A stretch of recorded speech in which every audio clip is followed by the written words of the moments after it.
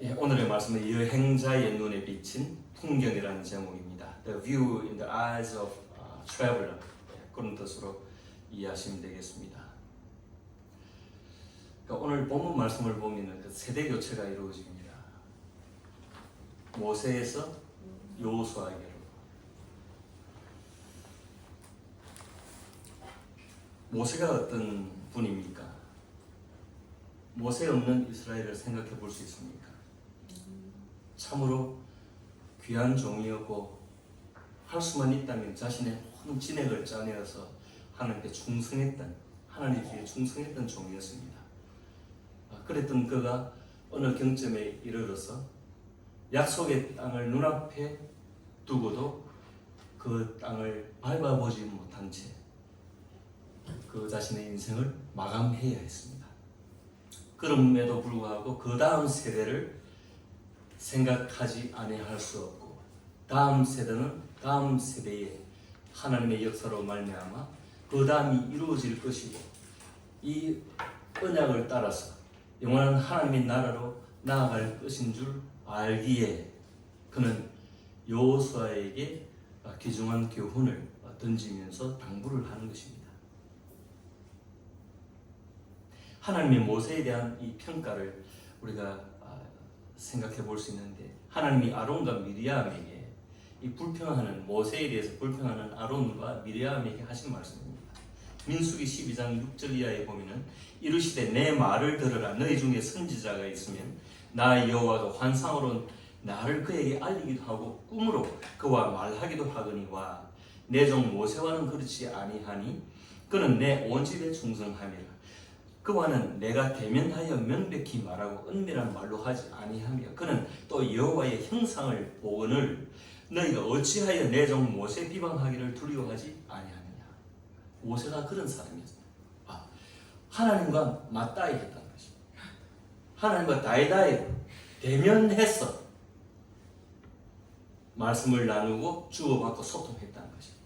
그 외에 다른 선지자들이나 다른 사람들은 뭡니까? 꿈이나 우림이나 둠밈이나 환상이나 이런 것으로 간접적이고 비유로 이렇게 간접적으로 하나님이 그의 뜻을 나타내셨지만 모세는 그렇지 아니하다. 모세는 내가 다이다이 했다.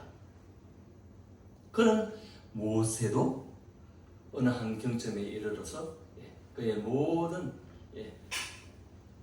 것들을 다 내려놓고 인생을 마감하는 그런 시점이 있다는 것을 우리는 분명히 기억해야 됩니다. 모세가 그의 기득권을 가지고 내가 하나님 집에서 얼마나 충성했는데, 내가 어떤 인생을 살았는데 하나님 이러시깁니까? 왜 약속의 땅을 밟아보지 못하게 하십니까? 하나님 너무하시네요. 이렇게 할 수도 있지 않습니까? 그러나 모세는 그렇지 않았습니다.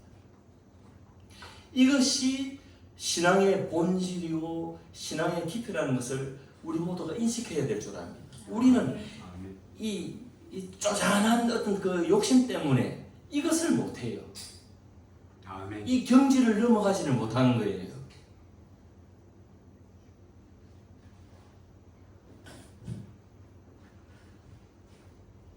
하나님의 일은 사람의 힘으로 하는 것이 아니라 하나님의 힘으로 하십니다. 이것을 우리가 인식해야 됩니다. 오늘 본서 신명기 31장 3절에 보면은 여호와께서 이미 말씀하신 것과 같이 네 하나님 여호와께서 너보다 먼저 건너가사 이 민족들을 네 앞에서 멸하시고 네가 그 땅을 차지하게 할 것이며 여호수아는 네 앞에서 건너가지. 뭡니까? 하나님이 먼저 가셔서 일을 하신다는, 자리를 깔아놓으신다는, 평탄 작업을 하신다는 것입니다. 이스라엘을 이끌어 가시고 인도해 주신다는 것입니다. 하나님의 능력과 권세와 하나님의 힘으로 사람의 도움 일전도 없습니다. 이렇게 모든 인생들 가운데 그 탁월하고 빼어난 신앙인으로서 역대급인 이 모세조차도 약속의 땅을 목전에 두고도 한 걸음도 내딛지 못하고 후기자 여호수아에게 그 고난을 내줘야 했죠. 특별히 교회를 지도하는 우리 목사님들이나 이 교회 지도자들은 이 점에 유의해야 될 줄 압니다.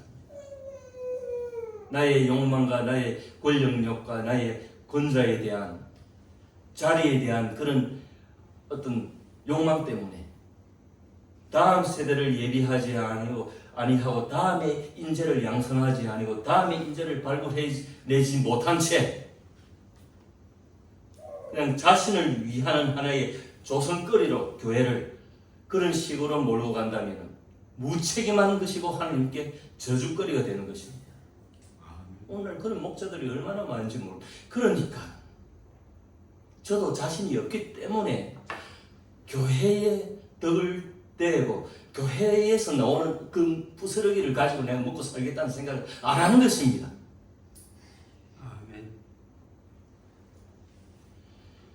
인생이 이렇게 무상한 것입니다. 인생은 짧고 예술은 길다. 히포크라테스의 말입니다. 우리는 아트를 예술이라고 이렇게 표현했지만 히포크라테스의 입장에서는 의술이죠. 이렇게 배워도 끝이 없는데 생명을 다루는 이 기술을 언제나 좀 더 깊게 연구할까, 좀 더 깊게 알까, 그런 입장에서 이 말을 한 줄로 압니다. 인생은 짧고 배움의 길은 멀다, 길다, 그런 뜻이죠. 인생이 무상함을 저도 여행길에서 언뜻 느껴드렸습니다. 왜? 좀 이렇게 일상에서 자유롭고 좀 이렇게 여행길에서 보니까 생각이 많아지는 거예요. 옛날 젊었을 때 같으면 막 뭐가 있나 하고 막 거기에 몰두하고 막 즐기고 막 그렇게 했을 텐데 이상하게 그냥 생각이 많은 거예요. 생각이. 유럽을 다녀왔죠. 유럽 여행 아무나 하나? 아무나 못해요.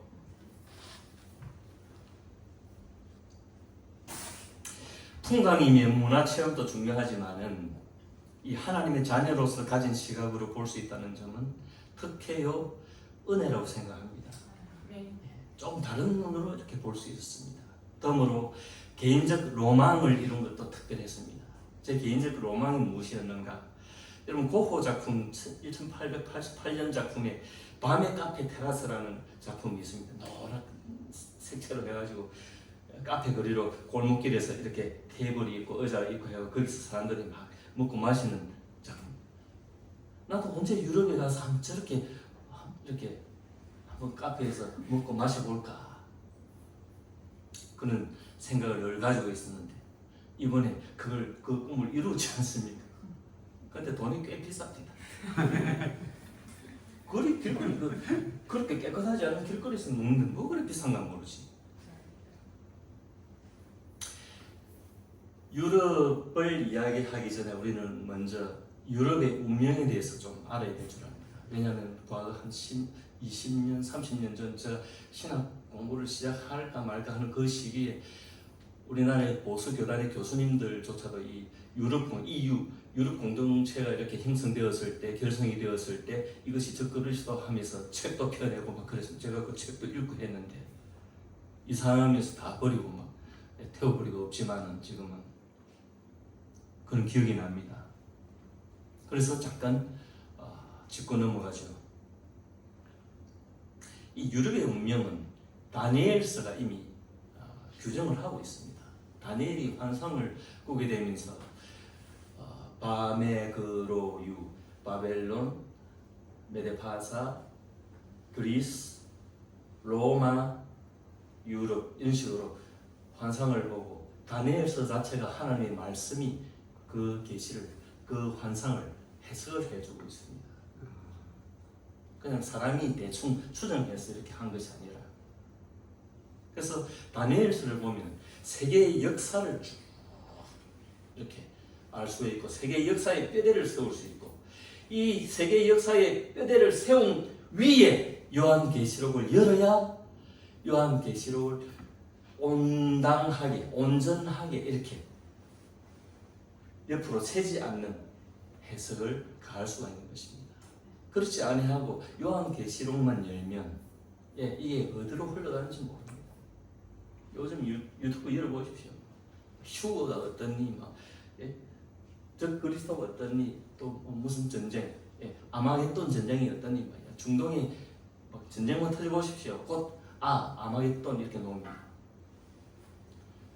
그런 엉터리 같은 신학이나 엉터리 같은 사상들이 난무한다는 것입니다. 그래서 이 다니엘서를 면미를 주도하게 이렇게 연구하는 것은 대단히 중요하다는 것입니다. 그래서 다니엘서는 오늘 우리에게는 과거, 현재, 종말적 이 미래에 관한 역사적 틀을 분명히 명시하고 있습니다. 그래서 이 다니엘서를 우리가 면밀 주도하게 검토해야 된다.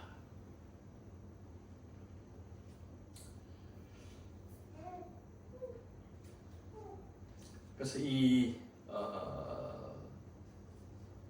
다니엘서 마지막 부분에 보면은 환상이 마지막 부분 밤의 그로 유라고 그러죠.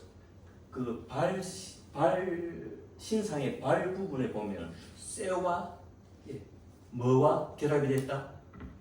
쇠와 진흙이 결합. 쇠와 진흙이 합할 수 있겠습니까? 그러니까 하나님이 이미 유럽 사회는 발가락이 10개잖아요. 이게 10종족이 일어나는데 세계 종족은 사라지고 동고트 하여튼 등등 세계는 역사의 뒤안길로 사라져버리고 7개가 남아가지고 오늘날 이탈리아, 그리스, 프랑스, 독일 막 이렇게 이런 식으로 유럽 사회가 형성되는 거예요. 그런데 섞이지 못하니까 결국 이들은 분열될 수밖에 없다. 분열될 수밖에 없다. 그래서 어떤 큰 힘을 작동시켜가지고 이들이 적그리스도의 주체가 될 수 없다. 그것을 이 다니엘서는 명시해 두고 있습니다. 하나님은 그렇게 정해놓으셨습니다. 제가 유럽에 이렇게 둘러보니까 그렇습니다. 와, 이 사람들이 똘똘 뭉쳐 딱 하면 이거 어마어마한 힘이겠는데 싶은데도 그들은 그들의 개인적인 이렇게 각 족속된 자로서의 어떤 욕망 때문에 서로를 이렇게 받아주지를 못하고 합치지를 못하는 거예요. 그것이 유럽의 운명이다.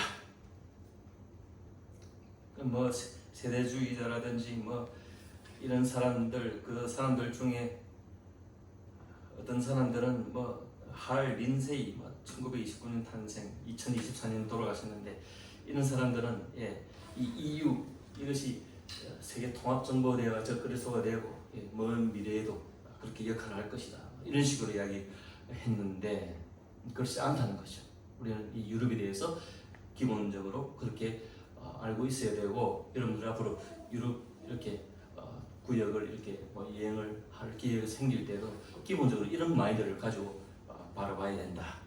그 말씀을 드린 것입니다. 그리고 리스본에서 포르투갈이죠. 포르투갈 수도 리스본에서 제가 그 불편한 감정을 좀 느꼈더랬는데 그게 뭐냐? 스페인이나 포르투갈이나 할 것 없이 이 돌로 건축된 이 거대한 성당들, 이 왕궁들, 관공서, 학교, 건축물들이 대단하죠. 아마 서양 미술사를 좀 알고 가면 더 확실하게. 왜냐하면 그 성당들을 보면은 때로는 로마네스크 양식, 이렇게 돔 양식, 그런 것들이 섞여가지고 시대에 따라 막 12세기, 13세기, 14세기 하면서 막 좀 그런 것들이 있거든요. 저희들은 미술의 문외한이기 때문에 그렇거니 하고 이렇게 보지만 좀 아는 분들은 그렇게 이야기를 하는 거예요. 딱 보이는 거예요. 도움이 되겠죠. 제가 그래서 하도 돌로 웅장하게 이렇게 건물들이 많기 때문에 선교사님께 제가 물었습니다. 선교사님, 여기는 돌이 그렇게 많은가 보죠? 그러니까 선교사님, 제가 한 치의 오차도 없이 선교사님 답변 그대로 말씀드립니다. 선교사님 돌베이 천지입니다. 돌베이 천지.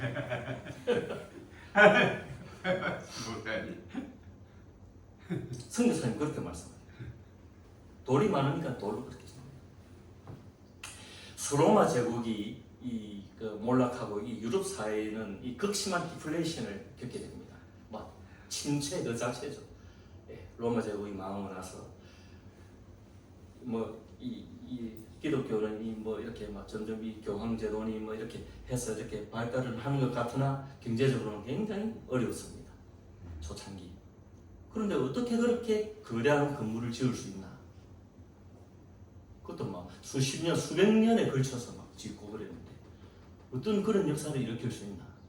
유럽 사회는 두 가지 어떤 학자에 의하면 두 가지를 그 원인으로 두는 것을 제가 들었는데, 한 가지는 심경법입니다. 농사에 있어가지고 심경법이라고 하면 깊이 간다는 거죠. 밭을 깊이 파낸다는 거죠. 처음에는 나무로 된 쟁기가 있어가지고 나무로 끌어봐야 밭이 그렇게 깊이 갈리지가 않습니다. 그럼 나중에는 쇠꼬챙이로 된 그 쇠쟁기로 가지고 이렇게 끌으니까 뭐 어떻게 됩니까? 깊이 파이겠죠. 그러니까 식물들이 뿌리를 깊이 내리고 더 곡식이 많이 열린다는 거죠. 그래서 심경법의 이 변화로 말미암아서 경제적으로 좀 더 좋아지게 되었고, 그 다음에 헝가리 쪽이나 뭐 이쪽에 독일 쪽에는 그 은광이 발견돼 가지고 은이 많이 났습니다. 그래서 그 당시 유럽 사회에서는 탈르라고 하는 그 은화가 많이 유통되어서 탈르. 그게 이제 지금 미국 돈 달러가 됐을지도 모르겠죠. 그리고 그 좀 더 시대를 조금 뒤에 와서는 뭡니까? 포르투갈로 비롯해서 대항해 시대가 열리죠. 대항해 시대가 새로운 항로를 개척하게 됩니다. 그래서 새로운 항로, 포르투갈, 에스파냐 이래가지고 새로운, 그때 콜럼부스 알죠? 콜럼부스가 그때 역할을 했지 않습니까? 새 항로가 열리니까 뭡니까? 무역이 발달, 중개 무역,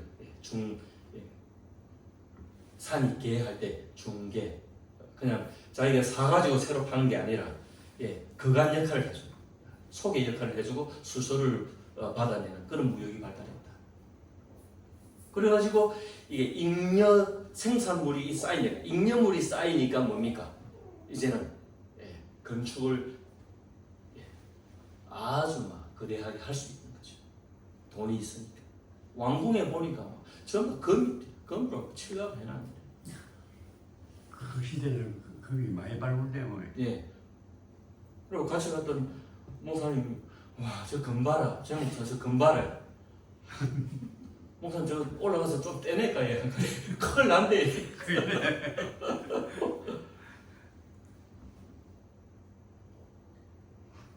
돌로 맨도날 이 틈새도, 맨도날이 들어갈 틈새도 없이 정교하게 잘 석축한 그런 건물들 대단하죠.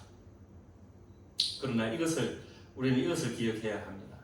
하나님의 말씀에 인간적인 욕망의 무엇을 덧붙인다면 저주를 받는다. 갈라디아서 1장 9절에 보면 우리가 전에 말하였거니와 내가 지금 다시 말하노니 만일 누구든지 너희가 받은 것 외에 다른 복음을 전하면 저주를 받을지어다. 복음 위에 어떤 인간의 욕망, 인간의 어떤 무엇을 덧붙이면 저주를 받는다. 분명히 말씀하고 있는 것입니다. 서양 중세 교회를 거머쥔 이 교황청이 저지른 복음의 왜곡에 대해서 하나님의 저주가 임했습니다. 제가 이제 리스본에 그 대지진이 옛날에 있었거든요. 1975년, 1755년, 1900이 아니고 1755년 11월 1일, 강도 9.0, 어마어마하죠. 지난번 우리 경주에서 일어났던 게 뭐 6점 얼마, 7점 얼마, 5점 얼마 뭐 그런 식이었죠. 뭐 7까지 갔으면 절단 났을 텐데 그래 되지 못하고,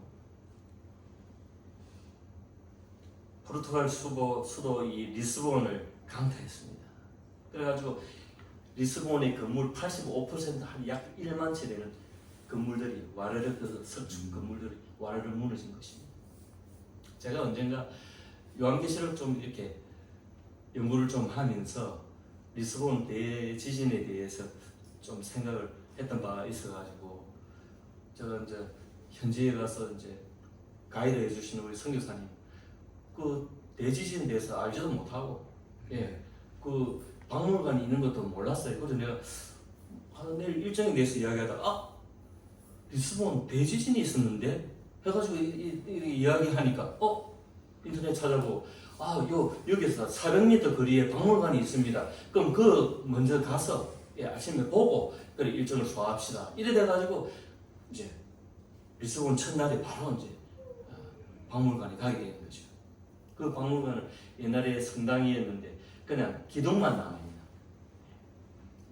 그 당시 옛날에 그 만성절이라고, 그 All Saints Day 해가지고 그 모든 죽은 성인들을 기리는 그런 날이었습니다. 만성절 날 대지진이 일어나는 것입니다. 그래가지고 사람들은 죽은 사람들은 당장 건물에 깔려 죽었을 거예요. 그래도 생명 부재한 사람들은 막 바다로 달려가는데 바다에 당도하니까 뭡니까? 이제는 지진해 쓰나미가 몰려와서 확 휩쓸었더라죠. 바다에 쓰나미 몰려. 네. 그래서 역사적인 이제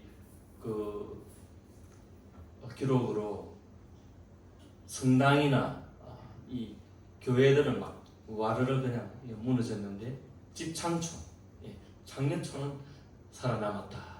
그런 기록이 있습니다. 이것이 무엇을 시사하는가 하면은 하나님의 심판의 잣대는 언제나 어디를 향하고 있다? 교회, 타락한 교회를 향하고 있다. 가장 먼저 타락한 교회에 두고 있다는 그 점을 잊지 마시기 바랍니다. 아멘. 이게 별것 아닌데 약간 틀리게 나가면 나중에는 끝이 달라요. 그럼 2단이 되고 3단이 되는 것입니다. 잘 배워야 하고 올바른 곳에 가야 하고 좋은 사람을 만나야 하고 아멘. 이것이 우리 책임 영역입니다. 내가 그저 잘해준다고 와 좋다 사람은요 그렇게 보면 안 됩니다. 진리와 더불어서 함께 우리는 가야 되는 것입니다. 내한테 잘해주기 때문에 저 사람 좋은 사람 이건 곤란합니다. 같이 죽을지도 모릅니다. 그러면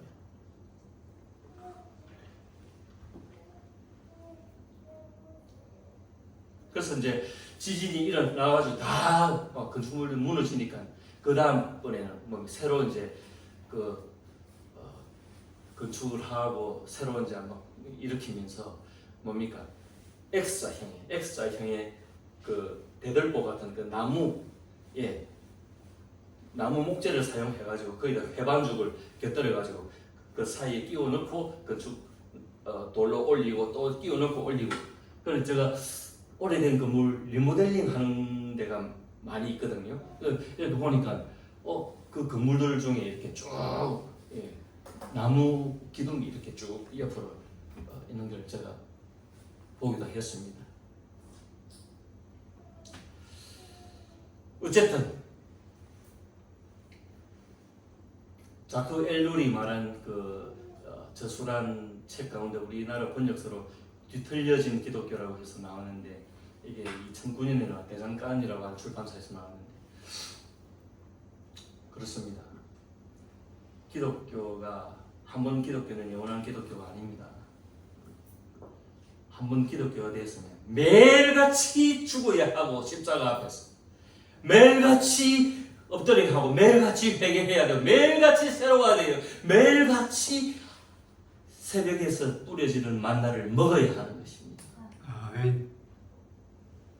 그날은 그날에 합당한 밥을 먹어야 하는 것입니다.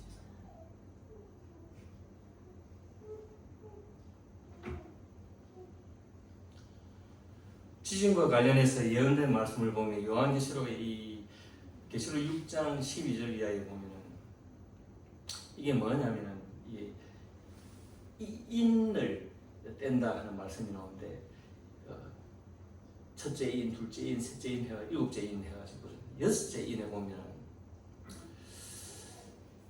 내가 보니 여섯째 인을 떼실 때에 큰 지진이 나며 해가 검은 털로 짠 상복같이 검어지고 달은 온통 피같이 되며 하늘의 별들이 무화과 나무가 대풍에 흔들려 설익은 열매가 떨어지는 것 같이 땅에 떨어지며 하늘은 두루마리가 말리는 것 같이 떠나가고 각 산과 섬이 제자리에서 옮겨지며 이건 과거에 쉽게 말하면 그런 일들이 있었다. 부분적인 성취. 그렇게 오늘 우리의 입장에서 보면 그렇게 볼 수 있습니다. 리스본의 대지진을 보면 이 말씀을 하실 때는 그 이후에 미래에 일어날 일이긴 하지만 그러나 오늘 우리의 입장에서 보면은 일부 성취되어 있고 그 땅의 임금들과 왕족들과 장군들과 부자들과 강한 자들과 모든 종과 자유인이 굴과 산들의 바위 틈에 숨어 산들과 바위에게 말하되 우리 위에 떨어져 보좌에 앉으신 이의 얼굴에서와 그 어린 양의 진노에서 우리를 가리라. 그들의 진노의 큰 날이 이르렀으니 누가 능히 서리요 하더라. 이는 미래에 성취될 사건입니다. 인자의 오심, 예수 그리스도가 오실 때에 산아 나를 가리다오, 바위야 나를 덮어다오. 어마어마한 진노가 이루어지고 오히려 의인들에게 남은 백성들에게는 새날이 될 것이고 축제의 날이 될 것이고 기쁨의 날이 될 것입니다. 왜? 주님을 다시 만나는 날이기 때문에 또 무덤에 있는 땅에 있는 영혼들이 다시 일어나는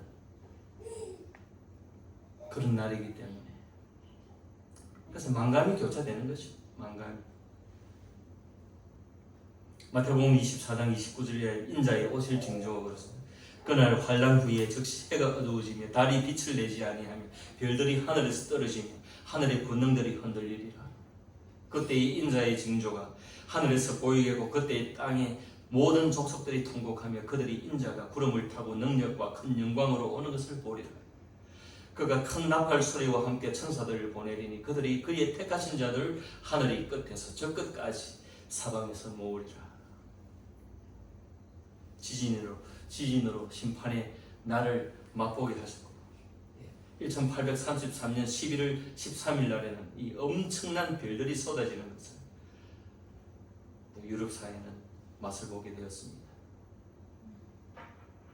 그래서 이게 별들이 쏟아지고 지진이 일어나고 하는 어떤 지구상의 어떤 저 아프리카 오지나 변방에서 일어난 것이 아니고 교회의 중심이었던 이 리스본에서 일어나고 유럽 사회에서 일어났기 때문에 중심에서 일어났기 때문에 거기에 살았던 사람들은 생각이 많아지겠죠. 이게 뭔가.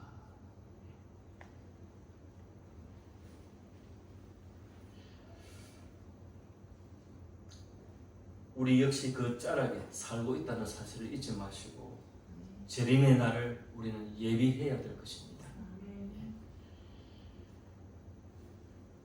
일곱인의 계시를 주신 목적이 무엇입니까? 계시록에 하나님의 충실한 백성들이 비록 전쟁, 기근, 온역, 박해 이런 것들을 받아가지고 죽음의 시련을 당한다 할지라도 결국은 승리할 것임을 확인시켜주는 것입니다. 결국 하나님의 자녀는 승리한다는 것입니다. 우리 주님이 승리하셨기 때문에 주님이 다 이루셨기 때문에 주님이 부활하셨기 때문에 우리도 가능한 것입니다. 머리 대신 주님을 따르는 우리는 그리스도의 지체요 몸이기 때문에 그래서 우리는 팍팍한 현실 속에서 소망을 갖고 살 수 있는 것입니다. 오늘 하루 밥 한 끼 먹고 밥 세 끼 먹고 살면 족한 것으로 여기고 감사함으로 여기고 사는 것이죠. 그러나 더한 박해의 시대도 있고 고통의 시대도 있다는 사실을 잊지 마시기 바랍니다. 아멘. 말씀을 정리하면서 몇 가지를 생각해 보겠습니다. 여행 중에 많은 생각들이 났다 했죠. 앞으로 어떻게 살아야 되나? 내가 겪는 이 현실을 뭘 어떻게 받아들여야 되나?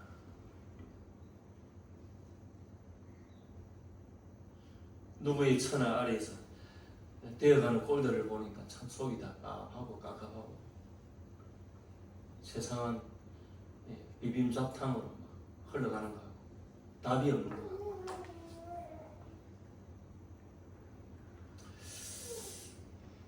여러분 그 미국 사회를 보면은 미국 사람 팀이 있지만은 약간 우리가 생각하는 것과 좀 다릅니다. 미국의 지금 그 진보는 누굽니까? 민주당. 보통 그렇게 알죠. 민주당. 근데 현실적으로는 지금 미국의 진보는 공화당입니다.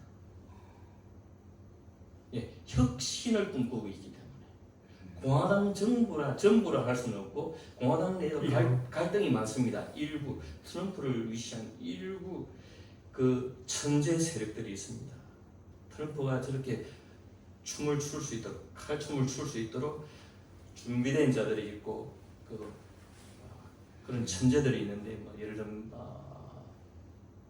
피터 틸이라든지 그다음에 일론 머스크라든지 또 뭐 있는데 또 예, 이런 분들 언론 마사가 선두자. 예. 그리고 또 지금 그 부통령 JD 벤스 예, 이런 분들 천재입니다. 이런 분들이 다 이론을 가지고 제2의 미국을 건국한다 이런 정신이 있습니다. 사상 철학이 있습니다. 그대로. 그래가지고 그 표면에 트럼프를 내세운 것입니다. 그래서 지금 가장 진보는 공화당이다. 공화당 트럼프 중심의 그 세력들이다. 그렇게 할 수 있고 민주당은 뭐냐?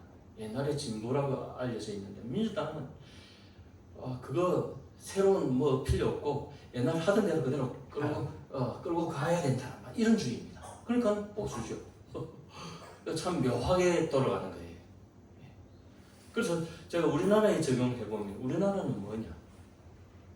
예, 이렇고 저렇고 지금 뭐 하는 것들이 있긴 하지만 조금 걱정되고 염려되는 부분도 있고 그러나 지금 이 정통 보수라고 하는 이 세력들에서 미국처럼 어떤 철학이 있나 뭐가 있나 새로운 세대를 위한 뭐 준비 뭐 이런 게 있나 마인드가 있나 그렇게 보여지지 않는 거예요. 그게 제가 답답한 거예요. 그리고 미국을 생각하면서 조금 염려되는 부분이 뭐냐면 이 JD 벤스라고 하는 이 부통령은 이 저는 친구는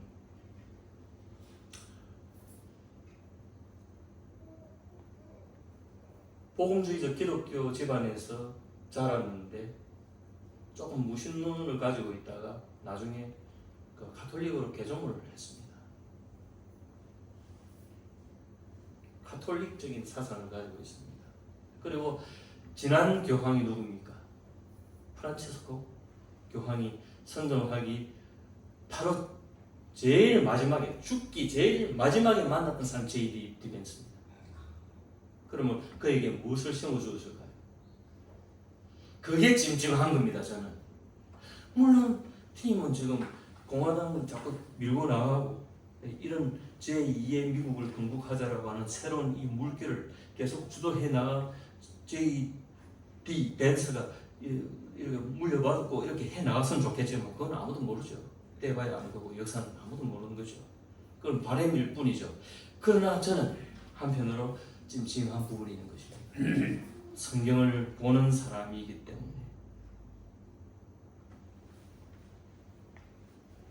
성경은 중국 같은 거는 안중에도 없습니다. 그렇게 겁낼 일도 아니고 그런데 하나님의 세상, 하나님의 나라, 하나님의 기독교라고 하는 이 하나의 세력이 교리적으로나 뭔가 잘못 나갈 때에 세상의 권력과 손을 잡을 때에 문제가 될 수 있다. 저는 그것을 염려하는 반면에 그런 시대는 반드시 오게 되어 있다. 그게 성경이 예언하고 있기 때문에 그래서 예의주시하는 것입니다. 복잡하고 어려울 것입니다. 우리의 생각이 착잡할 것입니다. 그러나 베드로전서 4장 7절 이하에는 우리가 어떻게 대처해야 될 것인지 분명히 말씀해 주고 있습니다. 마지막 날에 자, 같이 한번 찾아봅시다. 마지막으로 베드로전서 4장 신약 성경 베드로전서 4장 7절에서 11절. 페이지 누가 먼저 찾으시거든 페이지 말씀해 주십시오. 381. 341요. 380. 81. 예, 381. 4장. 341, 381. 81. 예. 베드로전서 4장 4장 아멘. 7절에서 11절. 7절에서 11절. 같이 읽습니다. 시작. 만물의 마지막이 가까이 왔으니 그러므로 너희는 정신을 차리고 근신하여 기도하라.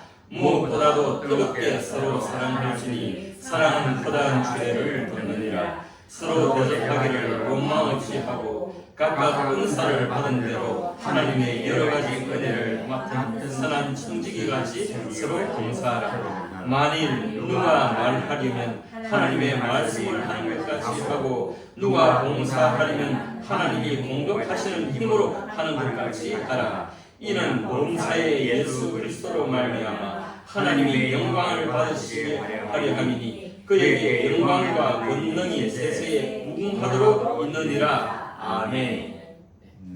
이것이 우리가 대처해야 할 바입니다. 만물의 마지막이 가까이 왔으니 헷갈려 하지 말고 스스로 마음을 괴롭히지 말고 너희는 정신을 차리고 근신하여 기도하라. 무엇보다도 뜨겁게 사랑하라 하고 있습니다. 사랑은 허다한 죄를 덮는다 했습니다. 여러분 사랑하면 죄를 덮게 되어 있습니다. 아멘.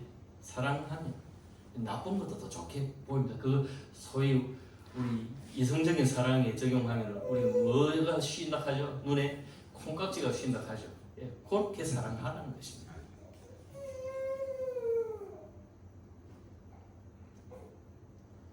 깊어지는 가을이라고 했는데 여러분의 신앙도 깊어지시기를 바랍니다. 작은 것들 때문에 자꾸 마음을 휘둘리지 말아요. 섭섭이 마귀를 막 받아들이지 말아요. 섭섭이 마귀들과는 절교하시기 바랍니다. 저는 냉철한 훈련사라고 스스로 생각을 합니다. 아멘. 저는 저하고 관계를 막 좋게 막 해가지고 이래가지고 이 교회를 끌고 나갈 생각 1푼치도 없습니다. 아멘. 형님은 이제는 세월이 오래 지났기 때문에 성숙한 신앙인이 되어야 됩니다. 아멘. 그래서 제가 좀 냉정하게 합니다. 형님 스스로 커 나가야 됩니다. 아멘. 알겠습니다. 가급적 어느 한 교회에 소속되어 있으면 우리 단장길 교회에 목사님들과 중심으로 이렇게 똘똘 뭉치고 뭐 의문이 있으면 목사님들께 묻고 이렇게 하는 게 좋습니다. 밖에서 아멘. 교제 역할 그거 위험합니다. 알겠습니다. 좋지 못합니다. 알겠습니다. 사단이 역사합니다. 마귀가 들어갑니다. 섭섭이가 생기고 아멘. 알겠습니다. 인간들은 아주 교묘합니다. 목사의 최대의 적이 뭡니까? 목사입니다. 잘 알겠습니다. 그게 우리 인간의 한계입니다.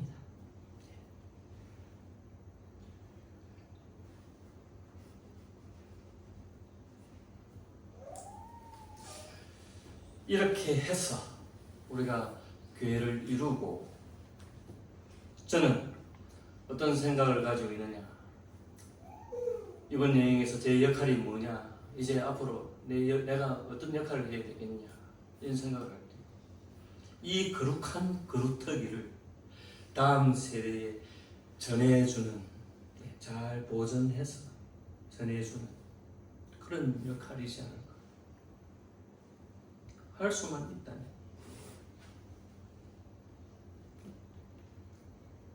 그래서 한편 마음속에 숙제가 있는데 모세에게 여호수아가 길러진 것처럼 오늘 황 목사와 제 목사에게 어떤 사람이 인물이 길러질까 하는 게 관건입니다. 황 목사는 저하고 같은 세대입니다. 같이 일하다가 같이 가는 거예요. 다음 세대는 뭐냐? 줄리아의 세대가 있고 리아의 세대가 있고 다음 세대가 뭐냐는 거죠. 새로운 지도자가 있어야 되는데 어떻게 길러져야 되겠느냐? 황태자처럼 그냥 좋은 조건에서 공부 많이 하고 유학하고 그런 사람일 수는 없습니다.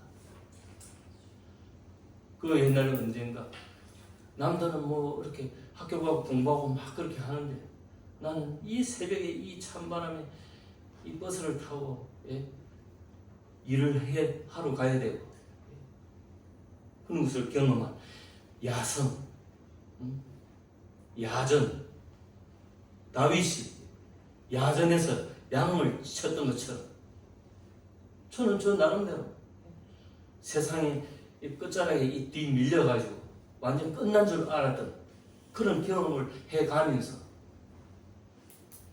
그 속에서 입술 깨물고 서책을 보고 공부하고 기도하고 지혜를 받고 그렇게 커 나간 사람이면 좋겠는데 그게 제 숙제입니다. 황우산도 마찬가지입니다. 이런 인재가 어디 있을까를 기도하고 발굴해내야 됩니다. 우리 살아 생전에.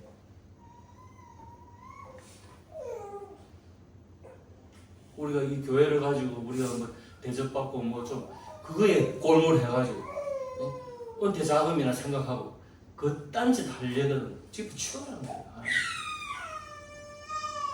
그럼 미래를 이룰 수가 없습니다.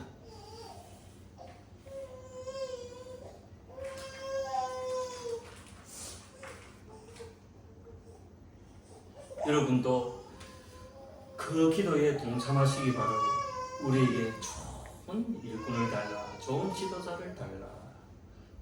그것을 위해서 기도해야 될 것입니다. 예. 아멘.